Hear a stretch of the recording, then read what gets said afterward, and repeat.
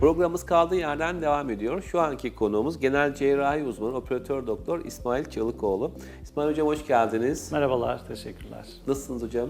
Çok teşekkür ediyorum. Sizleri görmek çok iyi oldu. Sizler de iyisiniz. Teşekkür ederiz, sağ olun. Hocam günümüzde obezite tabii ki çok sık karşılaşılan bir konu haline geldi. Tabii yıllardan beri obezite yönelik olarak pek çok farklı çeşit ameliyat yapıldı ama nihayetinde tüp mide artık gold standart, altın standart haline geldi. Sanırım öyle. Evet, aynen öyle dediğiniz gibi. Nedir hocam bu tüp mide ameliyatı? Biraz bahseder misiniz? Aslında tüp mide ameliyatı günümüzün en büyük sorununu çözen en önemli ameliyatlardan bir tanesi diyebiliriz. Çünkü obezite artık dünyamızın 1/3'ünü işgal etmiş durumda. Evet. Ve bu hastalığa karşı oluşturabilen en iyi ameliyat yöntemi de şu anda en sık kullandığımız ameliyat yöntemi de tüp mide ameliyatı. Tüp mide ameliyatı aslında gıda alımını kısıtlayıcı bir ameliyat olarak adlandırıyoruz.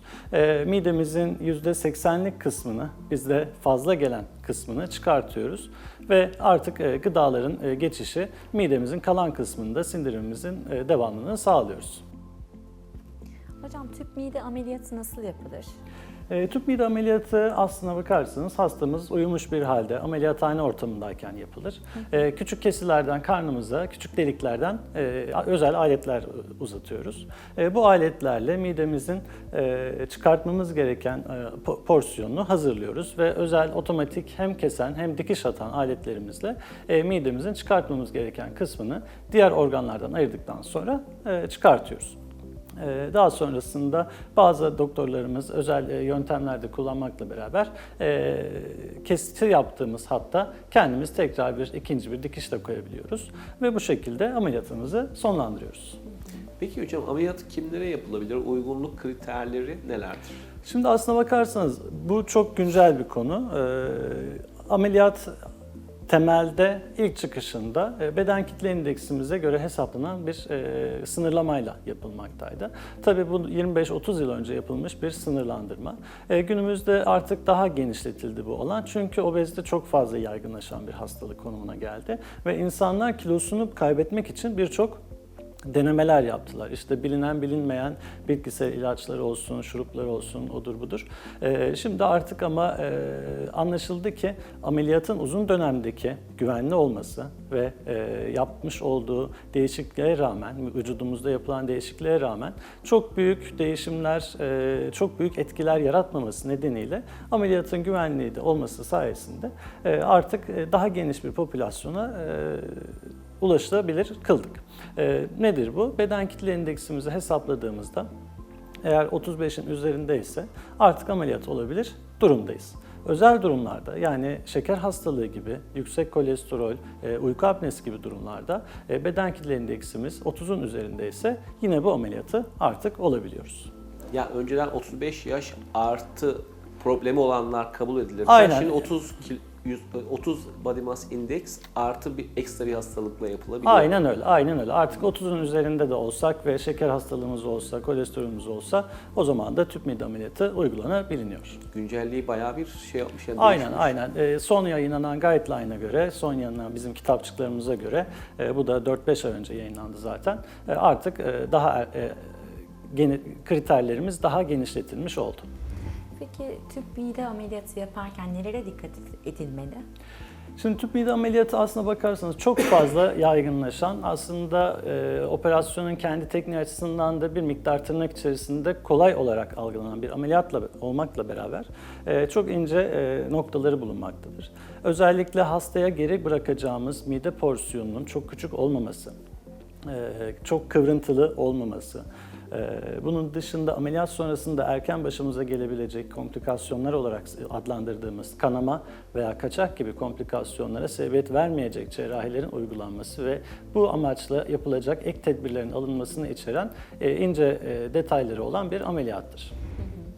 Peki hocam tüp mide ameliyatı sonrasında dikkat edilmesi gereken hususlar nelerdir? Şimdi tüp mide ameliyatı sonrasında hastalarımız aslında en çok merak ettiği şey bundan sonra yemek yemeyecek miyim? Hayır, tüp mide ameliyatında, ameliyat sonrasında aslında 1 aylık bir geçiş dönemimiz var. Bu 1 aylık geçiş döneminde sıvılarla başlayan, sonra daha yumuşak gıdalara geçen ve katılara doğru ilerleyen bir süreçteyiz. Burada dikkat etmemiz gereken şey şudur, eskiden olan alışkanlıklarımızdan zaten uzaklaşmamız. Öncelikle çok miktarda kalori içeren gazlı içeceklerden zaten hayatımızdan çıkartmamız gerekiyor. Bunun dışında erken dönemde başladığımız vitaminlerimiz var, vitamin desteklerimiz var. Çünkü vücudumuza biz ne istersek onu yiyebilir konumdan bir miktar seçici hale geliyoruz. Onun için vitamin takviyesini mutlaka öneriyoruz. Protein açısından yüksek düzeyli bir protein beslenmesi alışkanlığını kazandırmak istiyoruz. Ayrıca hastalarımızın bağırsak düzenlerinin düzgün olması, dışkılama alışkanlıklarınızın da çok bozulmaması için yine lifli gıdaları öneriyoruz. Ancak lifli gıdalar yaklaşık 10. 15. günden sonra başlayabiliyoruz. Onun için bazen destekler tablet şeklinde veya toz şeklinde lif destekleri de hastalarımıza sunuyoruz. Peki hocam şunu soracağım bir de. Mide daha sonra genişler mi? Şimdi, bu çok sık sorulan bir soru. Aynen öyle. Şimdi aslına bakarsanız biz bu ameliyatın ismi tüp mide. İnsanlar soruyor, hocam tüp mü koyuyorsunuz, tüp mü alacağız, ne yapacağız, ne olacak? Biz aslında midemizi tüp haline getiriyoruz. Bundan sonrasında midemizin kendi dokusunu değiştirmemiş oluyoruz. Yani midemiz bir kas yapıdan oluşur. Güzel bir şekilde yediğimiz gıdaları yoğurur ve sindirim yapar. Kas yapıda oluştuğu için uzatılabilir konumdadır. Yani genişletilebilir konumdadır. Midemizin %80'ini çıkarttıktan sonraki kısım ilk başlarda, ilk birinci, ikinci gecenizde bir yudum almakla sizi bir yudum suyla tok hale getirirken bu yavaş yavaş genişlemelerle, yemek yemekle, çorba içmekle, sıvı gıdaları almakla yavaş yavaş genişleye incele kendine bir miktar bir porsiyon oluşturmakta. Yani midemiz yaptığımız ameliyattan hemen sonrasında aslında zaten büyüyebilir konumdadır. Ama burada kronik dönemdeki midemizdeki büyüme olayı hastalarımızın en çok sorduğu şey aslında şudur. Midemizin bir kısmında istemediğimiz bir darlık oluşturduysak, buradan gıdalar geçemiyorsa midenin üst porsiyonunu genişletebilmekte. Bu tabii bir teknik bir problemdir. Onun düzeltilmesi gerekir. Bunun dışında İlk 1 ay, 2 ayda bir tane köfte, yarım köfteyle doyabilen bir insan geçen yıllarla beraber 3-4 yıl, 5 yıl sonra 2 köfte, 3 köfte, 4 köfte yiyebilir konuma gelmekte. Yani sonuç olarak biz bir kalıba sığdırmadığımız için midemiz kendine yetecek kadar, beslenebilecek kadar bireyin o şekilde biraz büyümekte. Zaten ameliyat sonrasındaki halinde kalsa o da olacak bir şey değil. Bu kas yapıda olması midemizin kendi özü nedeniyle de hastamız kilosunu verip 1-1,5 yılda normal kiloya düştükten sonra kalan yeni oluşan midesi ona alması gereken gıdalarda yeterli bir hacmi sağlamakta. Hocam peki tüp mide ameliyatını sadece obezitelere mi yapılıyor yoksa benim kilom 60 diyelim ben 80 kiloyum isteğe bağlı yapılabiliyor mu?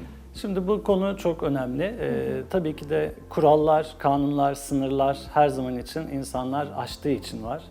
Bunlar olmasın diye de çok ciddi bir şekilde bunlar takip ediliyor. Hem bakanlığımız hem uluslararası kuruluşlar, dernekler tarafından. Onun için isteğe bağlı yapılacak bir ameliyat türevi değil. Tüp mide çünkü hem ciddi komplikasyonları, ciddi riskleri de olabilen her cerrahinin içinde olan komplikasyonların da olabildiği bir cerrahi türü olduğu için isteğe bağlı yapılacak bir ameliyat değil. Böyle işte 20 kilo, 10 kilo fazlan var ben gideyim de ameliyatımı olayım. Oh ne güzel dünya. Öyle bir şey yok. Çünkü bu ameliyatların hepsi öncesinde çok ayrıntılı değerlendirilmesi gereken bireylerin ve daha sonrasında da çok iyi takip edilmesi gereken ameliyatlardır. Onun için hastalarımıza iyi merkezlerde ameliyat olmaları, bu işin takibini yapacak kliniklerde ameliyat olmalarını veya hastanelerde ameliyat olmalarını her zaman öyle öneriyoruz. Yani operasyondan sonra yaklaşık 1 yıl en az sizin gözetiminizde olmuş oluyor. Kontak halinde olmanız gerekiyor. Aynen öyle. Biz standart takip olaraktan ameliyatımızın zaten 1-2-3 günü hastanede geçiyor hastamızın. Evet. Daha sonrasında ilk 1. hafta, 2. hafta, 3. hafta, 4. haftasında mutlaka hem doktor hem diyetisyen görüşmelerimiz oluyor. Artık hastamız gemiye binip de denize açıldığında artık yeni hayatına başladıktan sonra biz 3. 6. ayında görüyoruz, 1. yılında görüyoruz. Bu şekilde aslında sıkı bir takip yapıyoruz. Aralıklı olaraktan diyetisyenimizle görüşmelerine hala devam etmekte. Ancak 1. yıldan sonra artık hani uzaktan takip sistemi gibi hani yıllık kontrollerine gelmesi yeterli oluyor. Tabii bu zamana kadar çok fazla vakti oluyor. Neye vakti oluyor?